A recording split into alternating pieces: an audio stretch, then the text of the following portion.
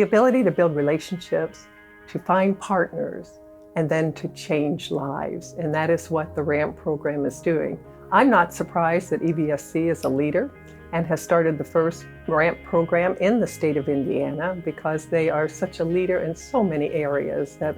really change generations. Well, this was a fantastic visit to come and see the RAMP program at AmeriQual and get to visit with